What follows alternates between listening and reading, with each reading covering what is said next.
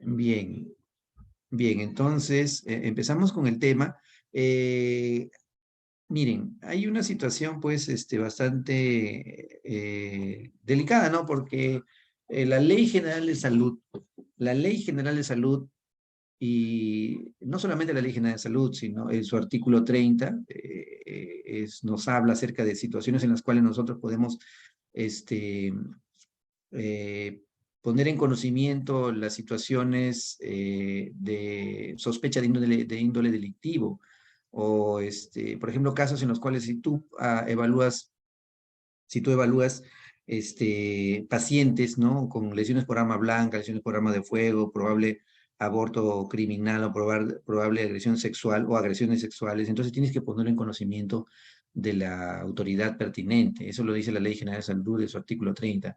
La Ley 30364, que es la ley para prevenir y erradicar la violencia contra la mujer y los integrantes vulnerables del grupo familiar, en su artículo 15, ya nos señala que si tú, o sea, si el médico, o incluso dice, o si el docente, en su actividad profesional, o sea, en tu actividad médica, que tú estás haciendo tu acto médico, que vamos a hablar mañana, o la próxima semana, creo, pero es uno de los temas, no, te das cuenta o tienes conocimiento de una agresión física, ¿no? O incluso sexual, ¿no? Una agresión física, vamos a decirle, sobre una mujer, o sobre un niño, ¿no? O sospechas de que un niño esté sufriendo un maltrato, ¿no? ¿No? Un maltrato de este niño, tienes la posibilidad de ponerlo, o tienes la facultad de poner en conocimiento de las autoridades para que se haga una investigación de este suceso. ¿Por qué? Para prevenir que esto suceda, o sea, que esto se acarrea a hechos más complicados como puede ser el feminicidio o la muerte del menor, ¿no? Entonces, pero tú dirás, ¿cómo yo me puedo dar cuenta o puedo sospechar de que un niño está siendo maltratado, ¿no? Porque lógicamente cuando tú estás en tu hospital, en tu clínica, en tu puesto de salud, en tu SERU, la mayoría de casos en los cuales un niño eh, es maltratado por su padre, por su mamá, o por sus parientes, o por la persona que lo tutorea, la persona que lo cuida, entre comillas, supuestamente lo cuida, al final lo maltrata, ¿no?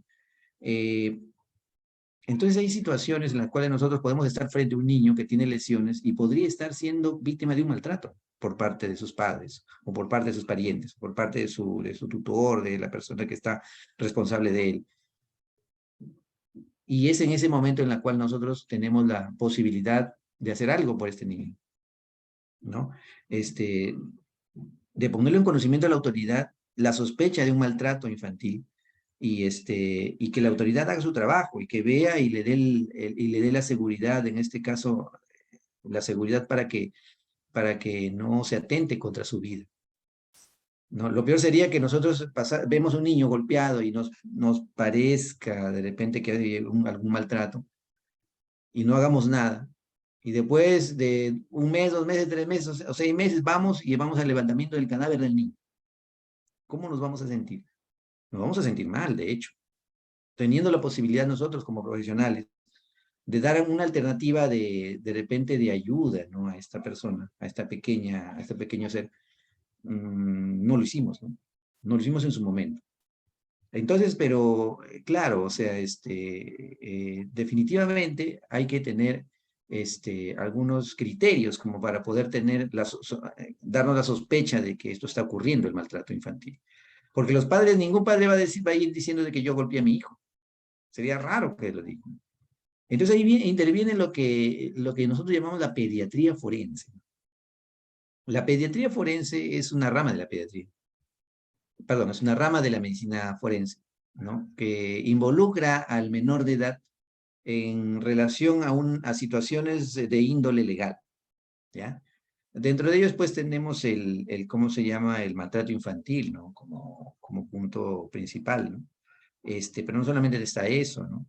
Podemos ver la edad aproximada en cual hay menores infractores, que muchas veces las autoridades nos piden evaluarlo para considerar su edad aproximada y tener a partir de allí la posibilidad de que este menor tenga una sanción, de una rehabilitación en un centro, en un centro de menores, o de repente parece menor y es un adulto, ¿no? Y como no tiene documentos, es un adulto y tiene que sancionarse, ¿no? El delito que cometió, en este caso, con pena privativa de libertad, ¿no? El caso de infanticidio, ya, de la psicosis puerperal, incluso de situaciones en las cuales estamos frente a fetos muertos y no sabemos si de repente murió intraútero o murió después de nacer. Porque eso es importante para la autoridad también, determinar eso. Entonces nos vamos a adentrar en todas esas circunstancias, que muchas veces podemos tenerlo en nuestra práctica médica en el SERUM, por ejemplo. Entonces de eso se trata en la pediatría forense, ¿no? Yo quiero que ustedes tengan, incrementen en este caso, su interés por la medicina legal. La pediatría forense es una de estos partes de la medicina forense o legal, en la cual nos da ciertas circunstancias en las cuales nosotros tenemos que tenerlo en cuenta para nuestro desenvolvimiento como profesionales, ¿ya? Como ya hemos dicho, la pediatría forense es una rama de la medicina legal que estudia las implicancias médico-legales del individuo menor de edad. A partir de ahí, ¿no? Tenemos situaciones en las cuales de repente nace un niño y muere. O de repente te queremos saber si nació, perdón, si murió intraútero, o si murió inmediatamente después de nacer. Si tenemos un feto muerto, una de las cosas que tenemos que preguntarnos es, ¿murió dentro del útero de la madre? ¿O murió inmediatamente después de nacer? Para eso nosotros utilizamos las llamadas dosimasias, ¿ya? Hay varias dosimasias, hay algunas otras dosimasias que no lo vamos a presentar acá, pero sin embargo estamos presentando acá las más frecuentes. Pero hay una que es la más utilizada, y van a saber por qué. La dosimasia entonces nos va a determinar el hecho de evaluar, es una técnica para la cual evaluamos y determinamos si este fetito, ¿no? el cadáver de este fetito, ¿murió intraútero o murió después de haber nacido? Inmediatamente después de haber nacido, por ejemplo, ¿no? Entonces tenemos primero la dosimasia pulmonar ectoscópica. ¿Qué quiere decir ectoscópico? Visual, ¿ya? Entonces visualizamos, ¿qué? Los pulmones. Si ha respirado, por lo tanto, ha tenido vida después del nacimiento. ¿Ya? A ver, un ratito. Ajá. ¿Tienen algún problema en el audio? ¿Pueden decirme? No, ¿Tienen todo algún está problema? bien. ¿Está bien? Ya, ok. Ya, ok. Si hay algún problema, me avisan, ¿ya? Ok. Entonces, observamos los pulmones luego de disecar ¿cómo se llama? El cadáver. Vamos a hablar a esto de la necropsia en su momento, ya de aquí en algunas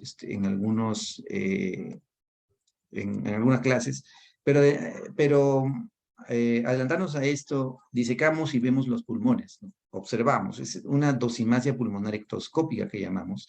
Si ha respirado este pequeño feto, este pequeño ser, los pulmones se encuentran distendidos, ¿no? Como ustedes comprenderán, esponjosos, de color rosado claro, bordes redondeados porque están inflados, ¿no?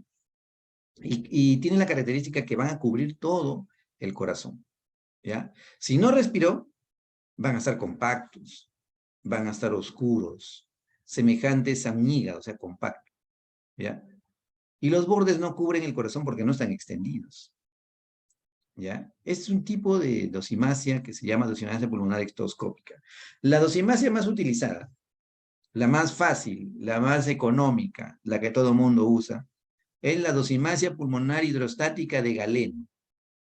A ver, ¿qué es eso? ¿Cómo lo hacemos? En un recipiente, en un balde, cualquiera puede tener un balde, le echamos agua, ¿ya? Y ahí disecamos los pulmones del feto o del recién nacido. Lo disecamos, pulmón derecho, pulmón izquierdo. Y luego lo individualizamos los lóbulos. Primero, pulmón derecho, lo ponemos en el agua. Si flota en el agua, quiere decir que tiene aire en los pulmones y ha respirado. Si de repente se va hacia abajo y no flota, quiere decir que no ha respirado porque está compacto, está cerrado los alveolos. Lo hacemos con el pulmón derecho, pulmón izquierdo, incluso con los alveolos, dice Cándida. ¿Ya? Entonces acá dice, la dosimasia será positiva cuando los pulmones en su totalidad o en porciones flotan en el agua, indicando entonces que recién nacido respiró. Si estos pulmones flotan, es dosimasia pulmonar hidrostática positiva, respiró. De lo contrario, si tú lo pones y no flotan, van hacia abajo, decantan o se van hacia abajo del recipiente con agua. Es una dosimasia pulmonar hidrostática negativa, no respira, porque están cerrados, están compactos. ¿Ya? Y si yo de repente te pongo acá un ejemplo de lo que hicimos ahí en la necropsia, ¿no? A ver, cualquiera de ustedes me puede decir, ¿respiró o no respiró? Mire, eso es un pulmoncito, ¿no? Pequeños pulmones. ¿Qué me dicen? ¿Respiró o no respiró? Doctor, yo estoy viendo acá que es un recipiente, miren, un recipiente con agua, ¿no? Acá están los dos pulmoncitos. Yo estoy viendo acá en este caso, ¿cómo se llama? Su sombra, ¿no? Ajá, ya me están contestando, sí, respiró. ¿Por qué? Porque están flotando, muy bien, están flotando, a respirar. ¿Ya? También hay otros tipos de dosimasia, menos utilizada. La más utilizada es esta, porque bien, han visto, es fácil, es rápida, es económica. Todo el mundo lo utiliza. Y tú lo vas a utilizar cuando hagas estos tipos de necropsia. Pero ¿qué tiene que ver, doctor, con nuestra pediatría forense? Tiene que ver porque vamos a saber si el niño, en este caso el feto, o recién nacido, respiró, o en este caso nació con vida, entre comillas, o ¿no? Nació con vida, o de repente murió intraútero. Otra es la dosimasia histológica. Histológica mediante, en este caso, microscopio. Si en el pulmón ha respirado, se observan al microscopio luces bronquiales amplias, alvéolos desplegados, distendidos, epitelio alveolar aplanado, porque se han ensanchado, ¿no? Si no ha respirado, será negativa. Los bronquiolos son pequeños, cerrados, epitelio alveolar cúbico y con poca sangre en los tabiques. ¿Qué quiere decir que está cerrado? Ya, otro tipo de dosimasia, la dosimasia gastrointestinal. ¿Ya? Igual, hacemos que es positivo en recién nacido cuando existe aire en algún segmento gastrointestinal para el cual tenemos que disecar, ¿no? Amarrar el intestino, ¿cómo se llama? El inicio del estómago, ¿no? A nivel del cárdiac y al finalizar los intestinos. Hacemos flotar o lo ponemos en agua, ¿no? ¿Ya? Cuando existe aire en algún segmento gastrointestinal se puede observar, comprobarse que al sumergirlo en el agua va a flotar.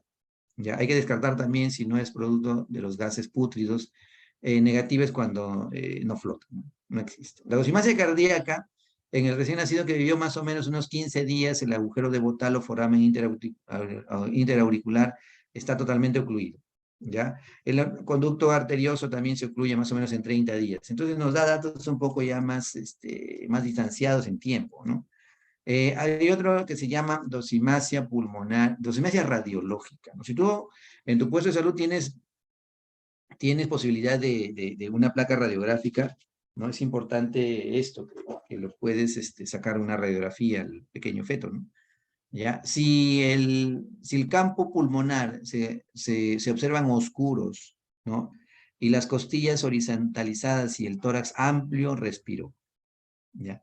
De lo contrario, si el campo pulmonar se encuentra blanquecino, ¿no? Miren, blanco, ¿no? Con las costillas, los arcos costales más que todo oblicuos, ¿no? Y no tan espaciados, ¿no? El tórax no respiró, ¿no?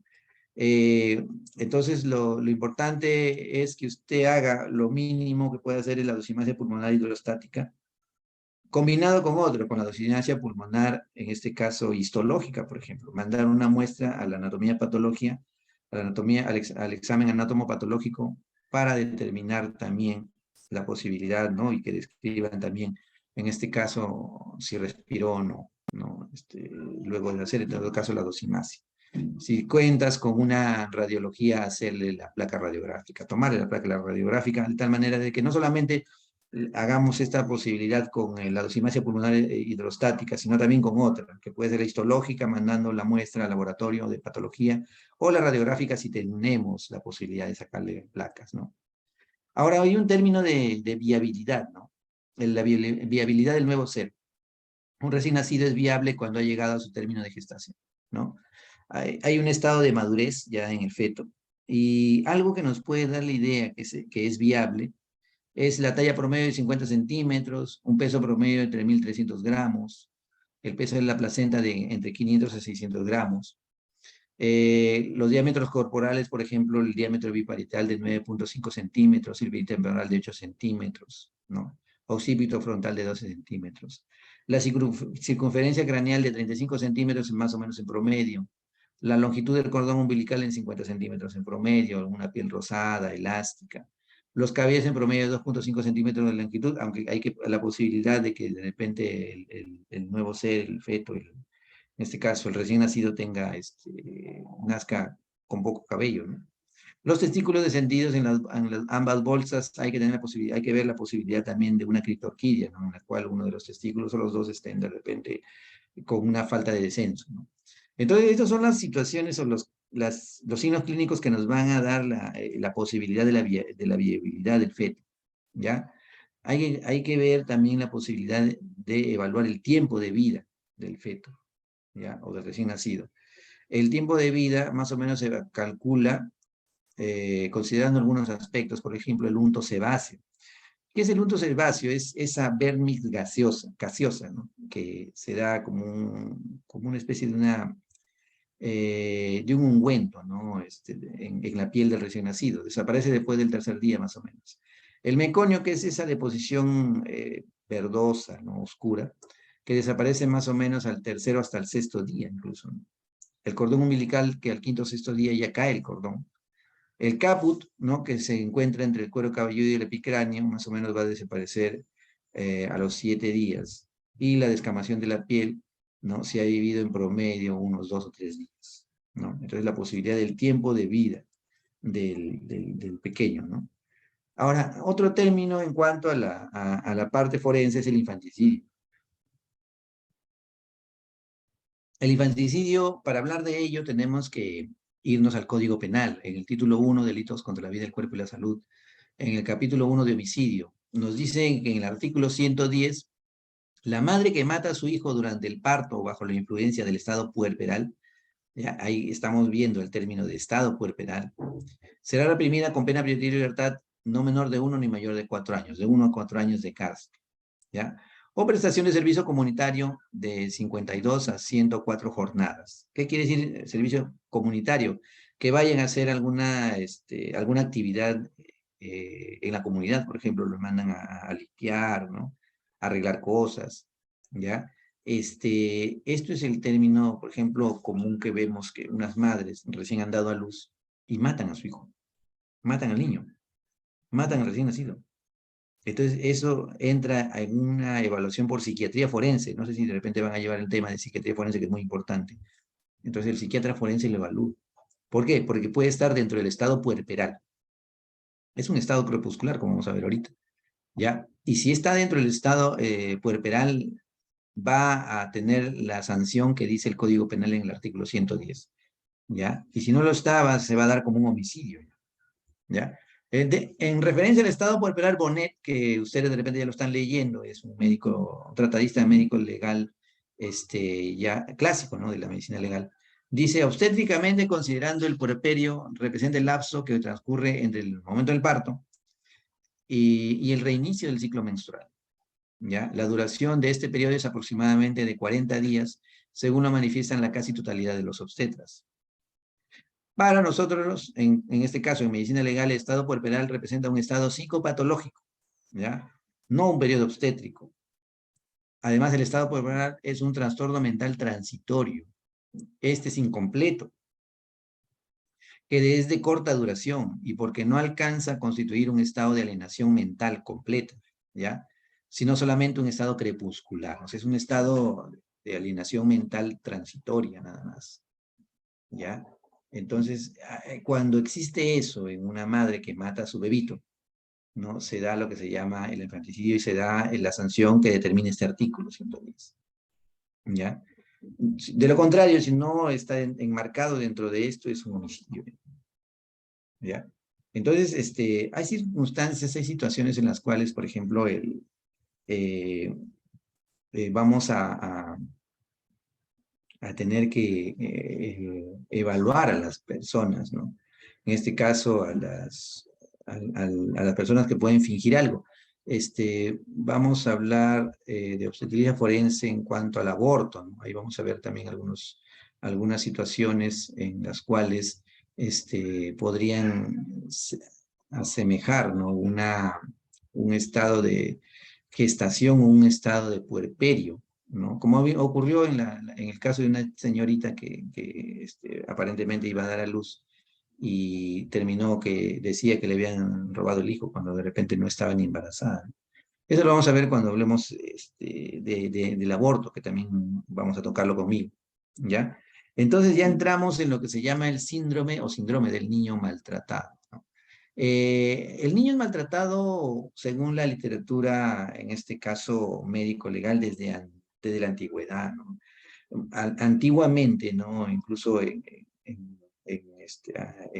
la época de los griegos, el niño era un objeto de los padres, ¿no? Incluso se decía que como objeto de los padres, el padre podría hacer con ellos lo que quisiera, ¿no?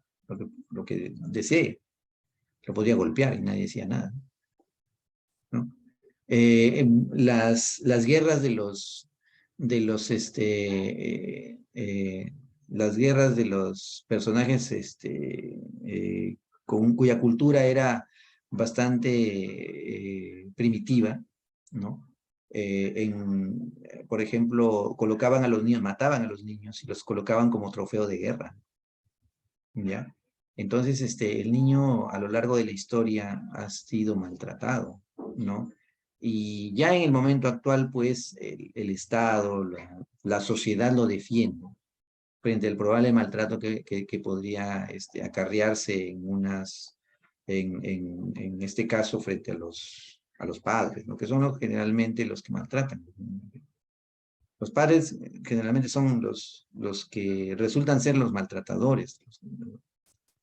¿Ya? Entonces, la literatura médico-legal le dice es el resultado de actos lesivos llevados a cabo por los padres naturales o adoptivos. ¿Ya? Según Kempe, es la enfermedad originada por situaciones en el ambiente del hogar que amenazan la supervivencia del niño. Eh, Anteriormente, por ejemplo, cuando yo estudiaba, era primaria, ¿no? Nos maltrataban. O sea, los profesores tenían posibilidad de golpearnos, ¿no? Claro, ¿cómo se decía? Para que te eduques, ¿no? Agarraban y te golpeaban, ¿no? Y si agarraban y te golpeaban, tú tenías 10, 12 años, yo me acuerdo, tú le ibas a decir a tu papá, papá, mamá, me golpearon. Y el papá, ¿qué decía? Ah, está bien, pero seguro te has portado mal. Y ahora, en cambio, ¿no? Que un niño lo golpeen en su colegio, lo denuncian a la agresora, en este caso a la profesora, lo expulsan, incluso tiene ahí una sanción incluso hasta penal, ¿no? Entonces, los tiempos cambian, ¿no? Ya un momento anterior en la cual la sociedad de repente aceptaba el maltrato, incluso, ¿no? De los propios hijos, por parte ni siquiera de los padres, de otras personas como los profesores que decían que eso era pues una situación para que los niños pues puedan, en este caso, educarse, ¿no? Pero bueno, en la época actual sabemos pues que esto no es una situación así, ¿no? Existen otros métodos por los cuales el niño puede educarse, no necesariamente metiéndole golpe, como dicen, ¿no? O golpeándolo fuertemente, ¿no?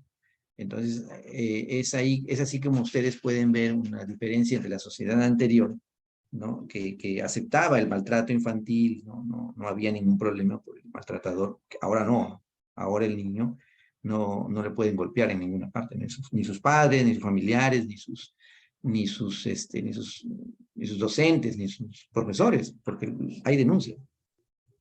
Muchos niños y tienen conocimiento de sus derechos. Y ahora como hay líneas gratuitas de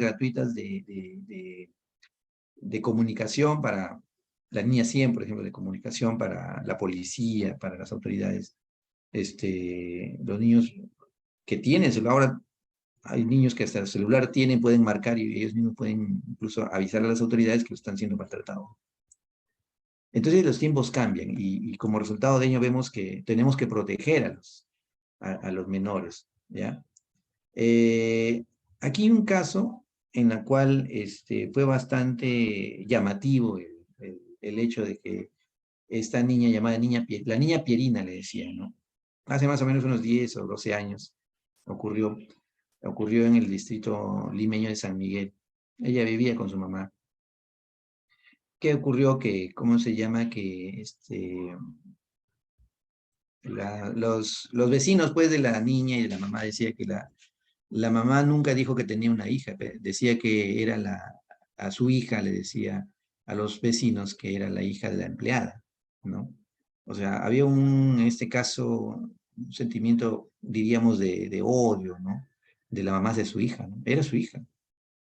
Este, la situación se empeoró cuando eh, encontraron muerta a la niña en su casa, ¿no? En el propio departamento donde vivía con su mamá. La mamá trató de argumentar, de tramar un cuadro, una escena, para culpar al padre de la niña. Ella estaba separada, la señora estaba separada del padre de la niña. El padre de la niña había pedido al Poder Judicial su tenencia, porque lógicamente, generalmente, pues, los niños van con su madre, ¿no? Con la mamá. El padre había perdido la tenencia de la niña porque había se había separado de la mamá por X razones, ¿no? La iba a ver, la iba a ver al cuarto, al departamento que habían alquilado. Y lo veía por pocos minutos porque la mamá pues era iracunda, no le permitía ver a la niña. Pero lo iba a ver el padre. La vez que ocurrió, encontraron a la niña muerta en su departamento. No, la policía entrevistó a la madre, ¿ya? Y la madre dijo que el padre había llegado, ¿no? Momentos antes, ¿no? De haberla encontrado muerta. Eh, la cual lo golpeó, según dice la madre, el papá lo golpeó a la niña, la violó y la mató a golpes, es lo que decía, ¿no? Sin embargo, la policía, como ustedes saben, siempre sigue las investigaciones, ¿no? Y también entrevistan a los vecinos de la niña y de la mamá. Y siempre los vecinos, pues, decían que siempre había peleas, ¿no? La mamá siempre lo golpeaba a la niña, ¿no? Lo mandaba hasta altas horas de la noche a hacer compras, lo dejaba en la calle, ¿no? La niña lloraba, no gritaba que tenía hambre, no le daba de comer. Y una de las vecinas indicó que cuando el día anterior de la muerte, el papá había llegado, sí había llegado a buscarla al departamento, pero la madre no le abrió la puerta, no le abrió la puerta. Entonces el padre, al no poder entrar, se fue, o sea, no llegó a entrar al departamento. Entonces, en la necropsia que le hicieron a la niña, porque la niña había fallecido pues de un traumatismo encefalocraniano, le habían golpeado algo en la cabeza fuertemente, y encontraron que en la vagina estaba lacerada, o sea, había una lesión en la vagina, ¿no? En ese mismo día que encontraron muerta a la niña, le hicieron la necropsia y ¿cómo se llama? La policía de investigación de escena del crimen logró regresar a la escena y encontraron un palo de escoba lleno de sangre que había tratado de ser limpiada por la mamá. Con eso hicieron un estudio del luminol, ¿no? Que ¿se acuerdan? No sé si ustedes han oído de eso. Es un reactivo, ¿no? Para ver la presencia en este caso, de reactivos de elementos metálicos de la sangre. A pesar de que lo hayan borrado, lo hayan limpiado, los restos de sangre que han ido ahí se hace un efecto de una luminiscencia, ¿ya? Rociando con el luminol. Eso por reacción del metal que tiene la sangre, ¿no?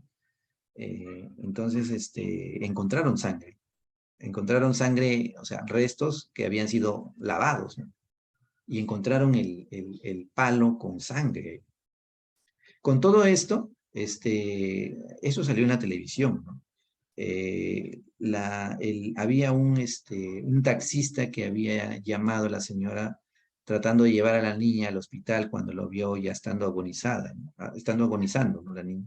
El taxista fue a la comisaría a dar su declaración porque dijo que la señora lo había estado tratando de llevar al hospital. Entonces, si el taxista lo vio ya media muerta, y para él estaba muerta y no hizo, no le hizo la carrera, le dijo que llame a la policía y la mamá lo subió nuevamente al departamento, al edificio, a la hija, ¿no? A la niña. Entonces, ahí desvirtuaba que ella lo había encontrado muerto. O sea, desvirtuaba las versiones de lo que decía la madre. Al final, con todos estos datos que se iban encontrando, la madre confesó que lo había matado, ¿no? Lo había matado porque odiaba al padre y también lo odiaba a ella. Entonces decía que como ella se parecía al padre, entonces la mató, ¿no? Esto fue una situación pues que dio mucha pena fue bastante llamativo a lo largo de toda esa semana, de esos 15 días que duró las investigaciones. Ustedes saben, los programas periodísticos, ¿no? Los periódicos sacaban en primera plana todo este problema de la pequeña, ¿no? Que lamentablemente había fallecido, había sido asesinada por su propia madre, ¿no?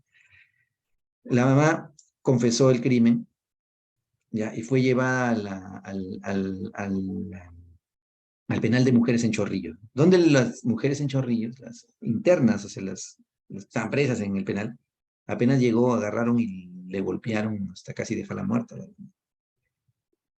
Existe eso de la situación de, ¿cómo se llama? Que ya los internos, ¿no? toman la justicia por sus manos muchas veces, ¿no? En casos bastante desagradables, ¿no? Y en este caso la golpearon. Luego llamaron a los médicos legistas para irlo a evaluar a la señora que lo había llevado a una clínica cercana, porque le habían golpeado, ¿no? A un hospital lo habían llevado, ¿no? Lo habían golpeado a la señora, ¿no? Las internas, ¿no? Que prácticamente se conmovieron con este caso, ¿no? Entonces, como esto, puede haber casos en los cuales los niños están en peligro, ¿no? En peligro ¿cómo se llama? De, de repente de estar frente a un maltratador, vivir junto a este maltratador. Como le digo, pero ¿cómo nosotros podemos darnos cuenta como médicos que estamos en nuestro puesto de salud y que viene un niño con lesiones? ¿Cómo podemos darnos cuenta o sospechar que de repente está siendo maltratado por sus padres? Entonces, los diferentes libros de medicina legal, de los tratadistas clásicos de la medicina legal, nos dan una serie de pautas que tenemos que tener en cuenta. Por ejemplo, nos dicen, generalmente el niño que es maltratado, ya, llega en horas no adecuadas a la atención médica. ¿Qué quiere decir? Que llega o muy noche o muy temprano, en altas horas de la noche, 11, 12 de la noche, o 3 o 4 o 5 de la mañana. ¿Por qué? Porque el niño es golpeado por los padres, o uno de ellos, y no deja de llorar, y entonces recién lo llevan a esa atención, para pasar desapercibido. También dice, cuando lo llevan los dos padres al niño que está lesionado, maltratado, y si tú entrevistas por separado al papá o la mamá, los dos dan una diferente versión sobre las lesiones del niño. La mamá puede decir de que estaba jugando con el hermano y se golpeó. El papá puede decir que de repente, puede decir que se golpeó en el colegio. Entonces, no hay una misma versión por las lesiones. Entonces, alguien está tapando algo o no sabe de los hechos. Cuando se evalúan, existen diferentes lesiones en diferente estadio de evolución. Cuando lo evaluamos físicamente, vamos a encontrar lesiones en diferente estadio de evolución. ¿Qué quiere decir? Ahí tenemos que darnos cuenta del crono-diagnóstico. Ustedes han estado ya leyendo, creo, viendo la parte de traumatología forense en cuanto a lesiones contusas, sobre todo, que puede haber una diferencia cromática en cuanto a, por ejemplo, las equimosis, ¿no es cierto? por la cual han pasado ya cierto tiempo y nosotros nos podemos dar cuenta de acuerdo a la coloración de la equimosis, por ejemplo, o de una escoriación, ¿no? Entonces podemos tener en cuenta, podemos encontrar en el niño equimosis rojizas, equimosis violáceas, equimosis verdosas, equimosis amarillentas, escoriaciones sangrantes, escoriaciones costrosas, descostrificaciones, cicatrices, heridas abiertas, heridas sangrantes, cicatrices, ¿no? Que quiere decir que tienen lesiones en diferentes estadios de evolución. ¿Qué quiere decir? Que ha pasado varios días con lesiones que ya no han sido solamente de hoy, han sido de ayer, de antes de ayer, de una semana anterior, de la semana pasada. Entonces, el niño se para cayendo o lo paran golpeando. Si nosotros le sacamos algunas imágenes radiográficas, sobre todo en huesos largos, tenemos lo que llamamos los callos óseos, ¿no? ¿Ya? Algunas veces es posible encontrar la lesión, el elemento lesionante, ya, que dibuja el agente agresor. Por ejemplo, la forma de la hebilla, ¿no? de una correa. Una equimosis con la forma de la hebilla de una correa y la parte de la correa, ¿no? De repente unas quemaduras circulares, cigarro, que le apagan en el cuerpo de los menores, ¿no? O la forma de la plancha, cuando de repente le ponen una plancha y le queman, le generan una quemadura en el niño. Entonces, de repente, siempre viene solamente por lesiones a nuestra atención médica. Siempre viene solamente lesionado, ¿no? Y de repente no viene a control del niño sano, no tiene ninguna vacuna, solamente lo llevan por lesiones, porque se cae, porque tiene lesiones. Entonces, ¿por qué? Qué raro, ¿no? Entonces, esas situaciones nos puede hacer tener en cuenta de que de repente estamos frente a un caso de ¿cómo se llama? De maltrato infantil, ¿no? Acá dice entonces, le requiere la sospecha clínica tener en cuenta incongruencias por parte de los padres. Recuerden que en los casos de maltrato infantil, ¿no? Violencia contra los menores, violencia física, son subregistrados. ¿Por qué? Porque ningún padre va diciendo, pues yo golpeé a mi hijo. Nadie te va a decir eso. Nadie te va a decir. Entonces hay que tener sospechas clínicas.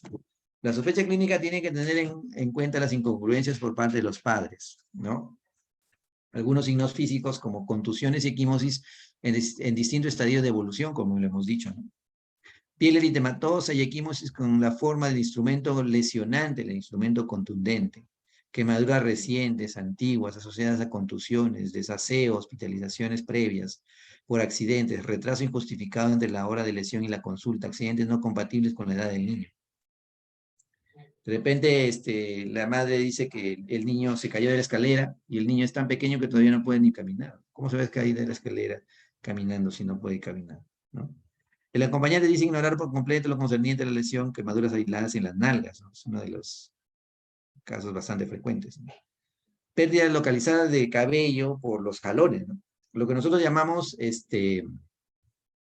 alopecia traumática, ¿ya? Vemos, ¿no? Jalones de cabello y encontramos ahí sí, ¿cómo se llama? Petequias en la alopecia, ¿no? En el cuero cabelludo, ¿ya?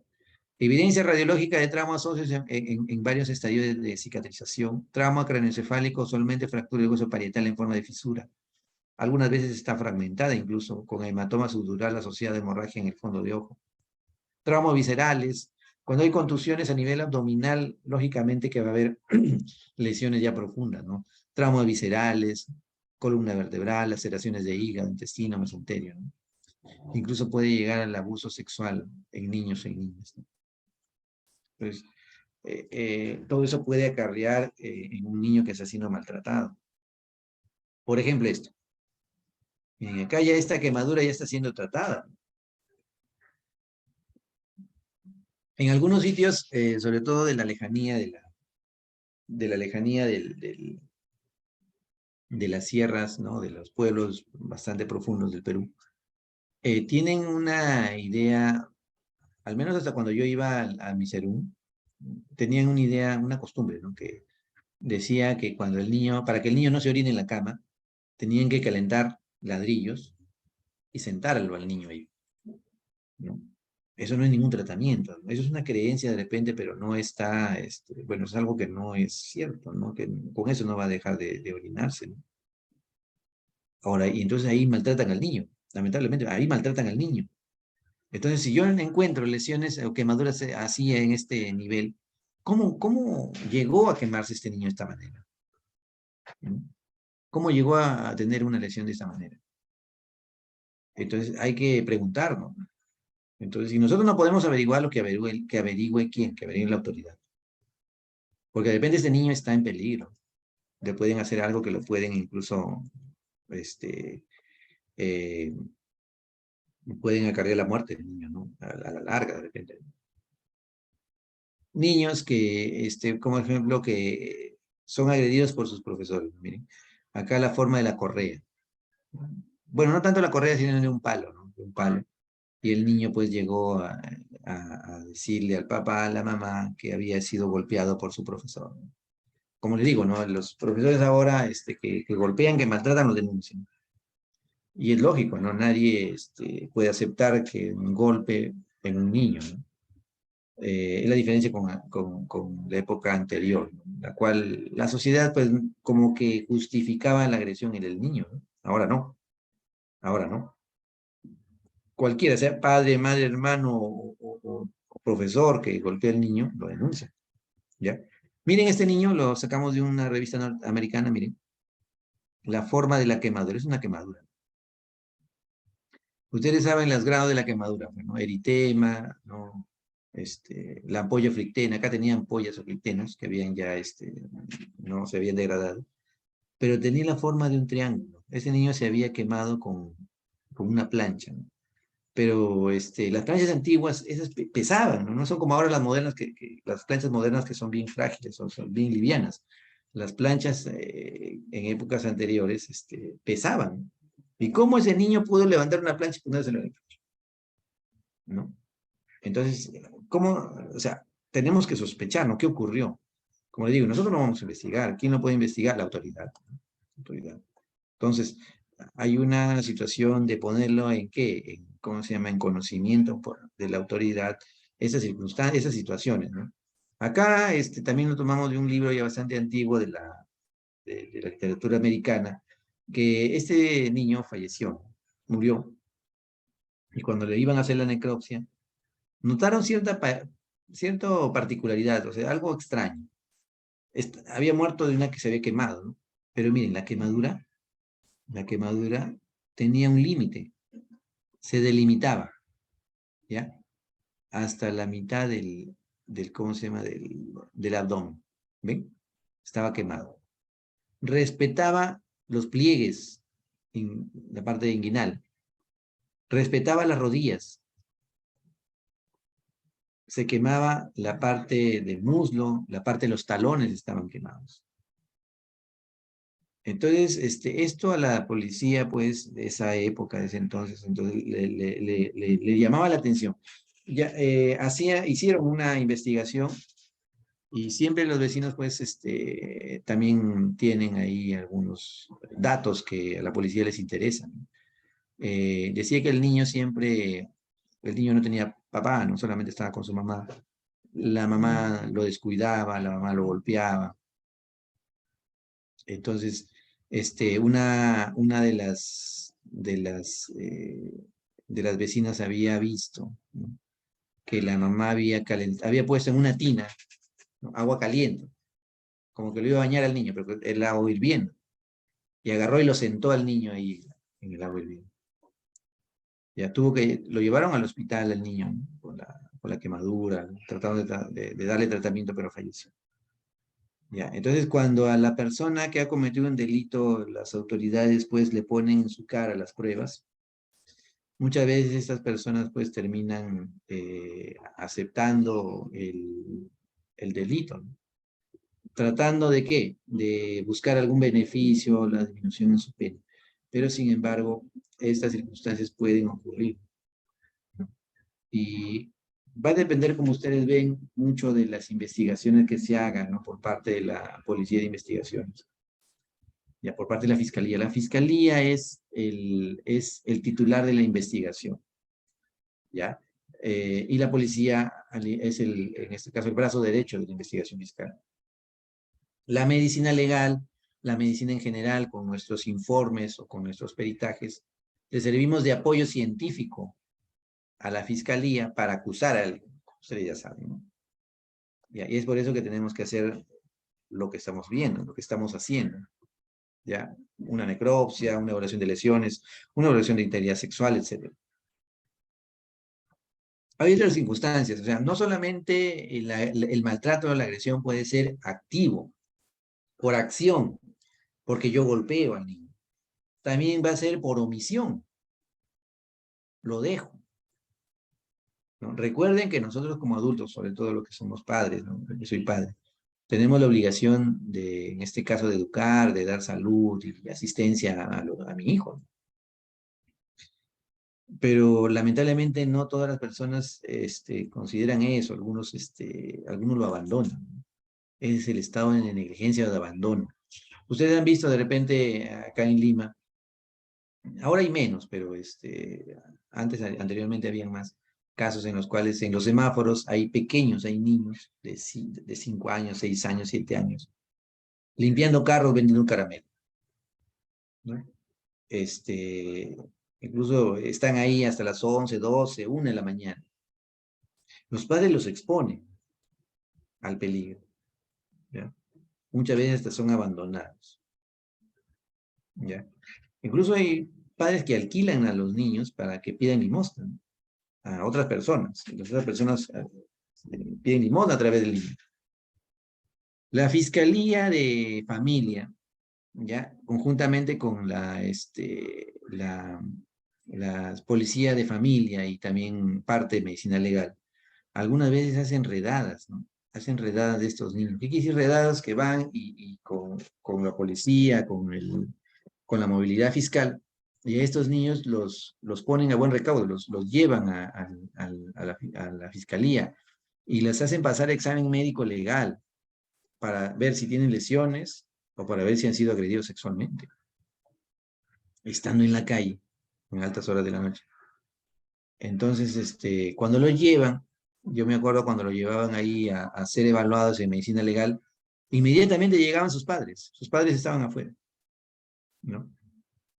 Entonces, ahí la fiscalía hacía, en este caso de familia, hacía un trabajo en beneficio de de estos pequeños niños, ¿no? ¿Por qué? Porque lamentablemente pues se exponen o los mismos padres pueden exponer al peligro, ¿no? Y si son reincidentes ya pasan al albergue, porque los padres en este caso no tienen la responsabilidad sobre su hijo, ¿ya? Entonces, lo otro es el abandono, la negligencia. Por ejemplo, este niño no ha estado desnutrido, no ha estado de esa manera desde ayer, ¿no? O sea, ha estado ya desde hace varios días, ¿no? Que no le han dado tratamiento, no le han dado la asistencia necesaria como para poder darle su nutrición adecuada. Entonces, el abandono o negligencia es la forma pasiva del maltrato por omisión de cuidados, siendo lo más común los estados severos de desnutrición, con peso y estatura muy inferiores a los que corresponde a la edad, ¿ya? Entonces, estas circunstancias, pues, tenemos que tenerlo en cuenta, ¿ya? Debido a que son situaciones en las cuales podemos estar frente a un probable caso de maltrato, ¿no? Maltrato infantil. Y que, como ustedes ya saben, la ley 30364, ¿no? En su artículo 15 nos faculta para nosotros como profesionales de la salud, como médicos, si tenemos la sospecha de que un menor está siendo maltratado, probablemente sea maltratado, tenemos la posibilidad de poner en alerta, poner en aviso a la autoridad para que se haga una investigación de oficio y se determine qué ocurre, ¿no? ¿Qué ocurre? Porque pueden darle incluso medidas de protección al menor, ¿no? Como para poder evitar lo más grave que puede ser la muerte por parte de este menor, ¿ya? Otro de las situaciones, de los peritajes que se hace en el quehacer de la pediatría forense es el estudio de la edad aproximada. ¿Ya? Son técnicas para determinar la edad aproximada. Uno de los casos bastante sonados que requirió esta técnica de edad aproximada fue cuando se evalúa ¿cómo se llama? Al joven Gringacho, no sé si ustedes se acuerdan. Gringacho era un sicario juvenil. Tenía 17 años cuando en este caso tuvo bajo cuando lo agarraron, ¿no? Prácticamente, ¿no? Gringacho era un asesino de 5, sí, asesinó a 6 personas, ¿ya? Era un sicario, ¿no? Era adolescente. Ahora las pandillas, los delincuentes saben que los menores, pues, no purgan condena de cárcel si cometen delitos, ¿no? En ellos no hay delitos, en ellos hay infracciones. Y a Gringacho, por ejemplo, que había matado a 6 personas, lo máximo que se le puede o que se le pudo dar por las leyes que amparan, en este caso a los adolescentes, a los menores, es 6 años de rehabilitación en un centro de rehabilitación. Pero ¿qué había? El caso de él era particular porque este Gringacho había sido capturado en Trujillo. Lo pusieron en un centro de rehabilitación juvenil de Trujillo. De ahí se escapó. Se escapó. Y lo encontraron acá en Lima. Lo trajeron acá en Lima al Centro de Rehabilitación de Menores de Maranga, que es el Centro de Rehabilitación de Menores de acá en Lima. Se volvió a fugar, se escapaba. Y cuando lo volvieron a recapturar, ya, lo volvieron a recapturar acá en Lima, fue porque había estado visitando a su enamorada, no sé si ustedes se acuerdan. Estaba visitando a su enamorada y lo recapturaron los policías. Cuando lo recapturaron, no sabían qué edad tenía. Entonces, en esa disyuntiva era darle una sanción por parte de la autoridad judicial de un adulto por todo lo que había hecho, o de repente tenía las sanciones de un menor de edad, y para eso tendrían que, se solicitó a Medicina Legal que haga un estudio de edad aproximada. El estudio de edad aproximada se da en varias etapas como técnicas, ¿no? Primero se da la entrevista acerca de lo que nos puede dar el alcance, el menor, sus familiares, ¿ya? Luego se hace un examen clínico, un examen físico. Ahí tenemos en cuenta varios aspectos. Por ejemplo, podemos tener en cuenta lo que se llama el desarrollo antropométrico, las características antropométricas. Ustedes se acuerdan, peso y talla en relación a edad. Hay unos cuadros en los cuales nos indican, de acuerdo al peso y la talla, una edad adecuada, sobre todo en menores de 12 años. También podemos darle o observar clínicamente el desarrollo corporal. Es diferente, pues, un neonato, un infante, ¿no? Un preescolar, un escolar, un adolescente, un púber, un adolescente, ¿no? Las características, pues, son diferentes visualmente. También se tiene en cuenta el desarrollo sexual secundario, Tanner y Freire, el desarrollo de los genitales, el desarrollo de las mamas y de los pezones en las mujeres, ¿no? El desarrollo del vello pubiano, del vello axilar, el desarrollo del vello facial en varones. Ya, ese es Tanner y Freire. Si bien es cierto, usted no me puede decir, doctor, pero Tanner y Freire fueron evaluados en parámetros ¿cómo se llama en este caso? De personas de los occidentales, de personas europeas, personas americanas, que no corresponden a lo nuestro. Sin embargo, sí nos dan algunos parámetros importantes, ¿no? En el examen clínico también se tiene en consideración el desarrollo dentario, ¿ya? Ustedes saben, pues, que de muy pequeños está la dentición decidua. ¿Qué quiere decir la dentición decidua? Los dientes de leche, pues, que van a salir y van a cambiar por los dientes ya permanentes. En los adultos ya está perdón, en los más ya adolescentes, cuando ya no hubo cambio de dentadura, es la dentadura permanente. Ahora también, la aparición de las piezas dentarias. Por ejemplo, si yo le pregunto a ustedes, ¿quién de ustedes se ha dado cuenta a qué edad le empezó a salir su tercera molar? ¿Y quién de ustedes se dio cuenta a qué edad ya a los 4 terceras molares estaban ya estaban todas erupcionadas, ya estaban en erupción completa. Quizás de repente ninguno se ha dado cuenta, ¿no? Pero eso es un desarrollo que la odontología forense nos puede ayudar, ¿ya? Y más o menos entre los 17 a 21 años ya están empezando a salir las terceras molares. Si nosotros tenemos, como le hemos dicho, posibilidad de tener en nuestra actividad, en nuestro trabajo, por ejemplo, como serumista, a un odontólogo o odontóloga, ellos también llevan odontología forense. Y dentro de los casos de odontología forense está el desarrollo dentario con el cálculo de la edad aproximada a través del desarrollo de la dentición. Y también el estudio de lesiones dentarias y odontológicas, de la cavidad oral. Sobre todo, ustedes se están dando cuenta para ver estos temas de edad aproximada que según la guía de integridad sexual, también tenemos que en los menores de edad hacer un estudio de edad aproximada, ¿ya? Entonces, si ustedes tienen en su ser un odontólogo o odontóloga, ellos lo pueden ayudar en esto del cálculo de la edad aproximada dentaria, ¿ya? Entonces, ahí la edad aproximada, lógicamente, es un rango de edad. Generalmente se da entre un rango de 2 años, ¿no? Es un aproximado, como dicen, ¿no? Una edad aproximada. Pero para tener una mayor precisión, se hace lo que se llama el examen radiológico, el examen carpal, o sea, de la osificación carpal, que ya es más seguro y recorta el periodo del rango de edad aproximada que podemos nosotros calcular clínicamente. En este caso, por ejemplo, en Gringacho, se le calculó una edad aproximada con estudio radiológico, examen clínico, etcétera, de 17 años. Todos querían que tenga más de 17 años para que lo lleven al penal de adultos, ¿no? Pero tenía 17 años, una edad aproximada de 17 años. Luego la familia trajo sus partidas de nacimiento que lo tenía en Trujillo y sí tenía 17 años. Entonces, algunas veces es importante tener estos datos de edad aproximada, sobre todo cuando la autoridad quiere dilucidar, ¿no? Entre la posibilidad de una sentencia, ¿no? Como adulto, una sentencia como menor de edad.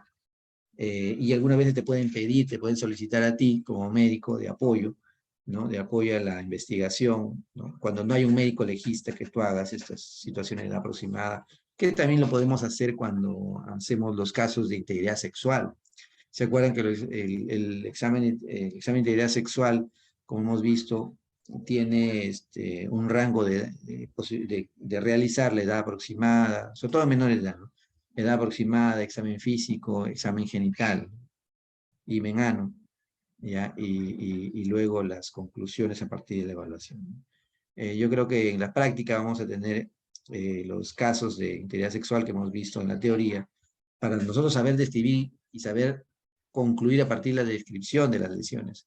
Y dentro de ellos, dentro de esa descripción y conclusión, van a estar la edad aproximada, como parte de lo que nos solicita, de lo que nos dice la guía de integridad sexual del año 2021, que nosotros tenemos que utilizar cuando sea necesario realizar ese tipo de exámenes, ¿ya? Entonces, esto es lo que nosotros hacemos en medicina legal. El punto importante de esta situación es de que nosotros tenemos la posibilidad de ser un profesional, pues, que tenga la posibilidad de poner en conocimiento a la autoridad una sospecha de algún maltrato infantil, una sospecha de alguna agresión de los padres contra el niño, para tratar de evitar lo más grave, o sea, evitar lo complicado, lo más grave, lo peor que pueda suceder, que sea la muerte del niño en manos de los padres, ¿no? ¿Ya? Entonces, hay que ver estas situaciones, ¿no? Y que lamentablemente, pues, como les digo, estos casos son subregistrados. No se registran, ¿no? Algunas veces pasan desapercibidos, porque de repente el médico no tiene ni la sospecha de que ha ocurrido de esa manera, ¿no? Y podemos nosotros de repente estar dejando pasar un hecho que probablemente sea en contra de la salud y la vida del menor, ¿no? Y que a la larga lo lleve de repente a la muerte, ¿no?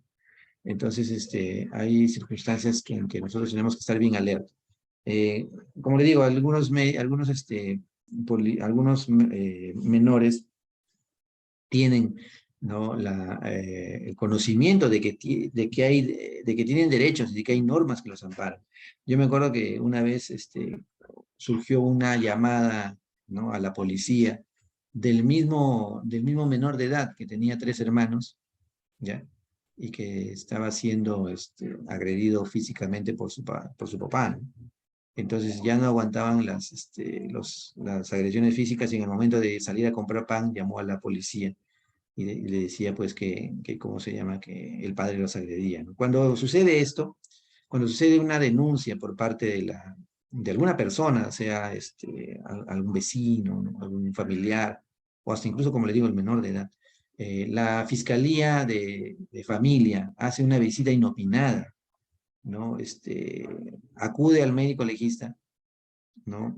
Mediante un oficio, ¿para qué? Para que nosotros lo acompañemos, hacer una visita inopinada al menor y lo evaluemos y determinemos si presenta o no presenta lesiones. Quizás de repente en tu caso también podría ser así, ¿no? Pero lo más probable es que de repente como le digo, llegue un caso de un niño lesionado y hay que ver por qué son esas lesiones, ¿ok? Las causantes. Entonces la fiscalía hace esas evaluaciones. Y no ha sido una vez, sino varias veces en las cuales se ha corroborado las lesiones. Y muchas veces los familiares, por ejemplo, el papá o la mamá que agrede al menor, no sé si no conoce las leyes, tienen unas circunstancias un tanto no diferentes, de no querer acatar las normas, ¿no?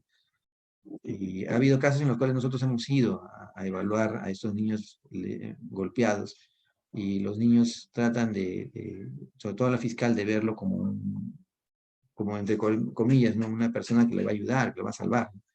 Y el padre, me acuerdo una vez que fuimos, la madre lo golpeó, lo cacheteó en frente de la fiscal a un niño que la madre no quería que salga y el niño salió para evaluarlo, ¿no? Porque sabía que lo golpeaba y lo golpeó delante de la fiscal, ¿no?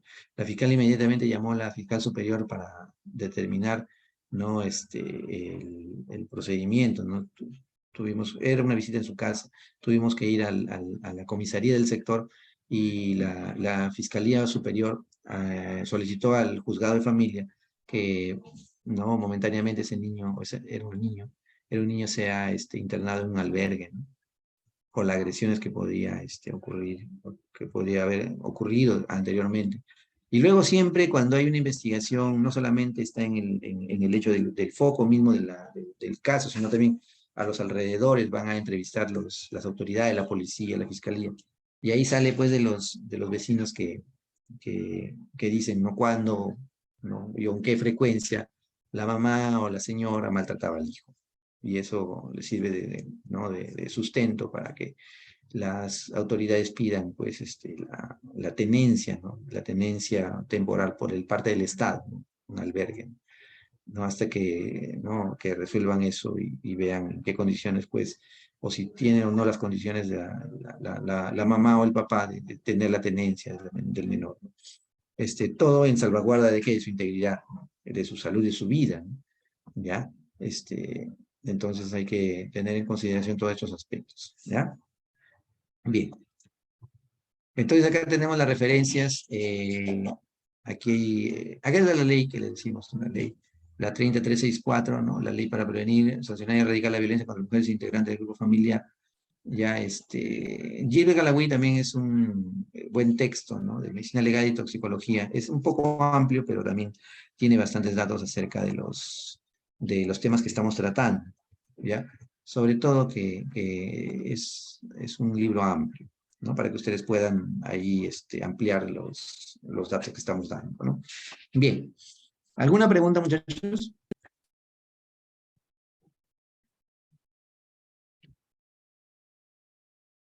Bien, entonces estamos quedando con su delegado, por favor, mañana por esto de las circunstancias que están ocurriendo acá en el país, y acá en Lima, las marchas y todo eso. Mañana entonces hacemos el- la teoría, la clase de mañana a las 6:30, ¿ya? 6:30, 6:30 estamos más o menos conectados ya para poder empezar esa teoría de mañana, ¿ya? Entonces, si no hay alguna pregunta, de repente, sin el transcurso de hoy, mañana, existe alguna pregunta, mañana también lo podemos desarrollar. ¿Ya? Entonces nos Ok. vamos, sí, nos estamos viendo entonces mañana. ¿Ya? Gracias. Hasta luego. Ya, Chao. doctor, gracias. Nos vemos. Hasta luego.